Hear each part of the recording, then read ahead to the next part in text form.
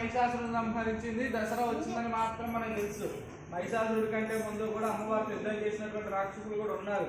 రక్తబీజులు, శుంభాశుంభులు, అలాగే చండ ప్రచండులు, వీళ్ళందరూ కూడా అమ్మవారితో యుద్ధం చేసినటువంటి వాళ్ళే.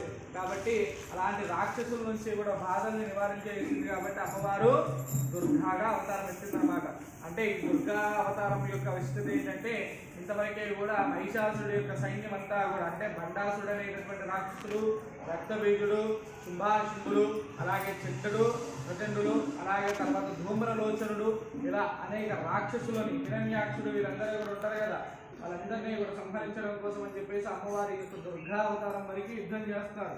ఇక తర్వాత మహిషాసురుని సంహరించడం కోసం ఏం చేస్తారు అంటే, కాళిక మహిషాసురిగా కాళికాదేవికి అవతారం ఎత్తి అప్పుడు మహిషాసురుని సంహరిస్తుంది. కాబట్టి మహిషాసురుని సంహరించడం ద్వారా అమ్మవారికి మహిషాసుర మర్దిని అనేటటువంటి పేరు వచ్చిందన్నమాట. కాబట్టి అమ్మవారిది, ఆ అమ్మవారి యొక్క అవతారం మరుసటి రోజు ఉంటుంది. ఈ రోజు వరకే కూడా ఆ యొక్క రక్తబీజుడితో యుద్ధం చేస్తుంటుంది అనమాట. 8వ రోజు ఈరోజు ఇది రక్తబీజుడి దుర్గాష్టమి అనేటటువంటిది కూడా చాలా విశేషమైనటువంటిది.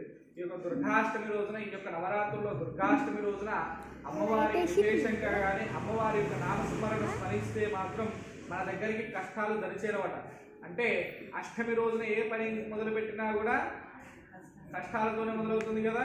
కానీ దుర్గాష్టమి రోజున ఏ కార్యక్రమం మొదలుపెట్టినా సరే మన దగ్గరికి ఎలాంటి కష్టాలు ఎదురవ్వట. ఎందుకంటే అంత విశేషమైనటువంటిది. అంటే అమ్మవారు దుర్గాష్టమి రోజున కష్టాలు నివారించడం కోసమని అవతరించారు. కాబట్టి ఈరోజు ఏ కార్యక్రమం మొదలుపెట్టినా సరే వాటికి ఎలాంటి ఆటంకాలు జరగవు, ఎలాంటి నష్టాలు ఎదురవ్వవు అని చెప్పేసి అమ్మవారు అనుగ్రహాన్ని ఇస్తారనమాట. అంత విశేషమైనటువంటిది ఈ దుర్గాష్టమి. కాబట్టి ఈ దుర్గాష్టమి రోజున కూడా ఇంకా ఇతరత్ర కూడా తంత్ర సాధకులు అంటారు. తంత్ర సాధకులు అంటే ఏంటి అంటే, అమ్మవారిని పరోక్షంగా మాట్లాడగలిగేటటువంటి శక్తి కలిగినటువంటి వారు, అమ్మవారితో తాంత్రికం చేయగలిగినటువంటి శక్తి ఉన్నటువంటి వారు ఈ దుర్గాష్టమి రోజున అమ్మవారికి కూడా విశేషంగా ఆరాధన చేసుకుంటారు అనమాట.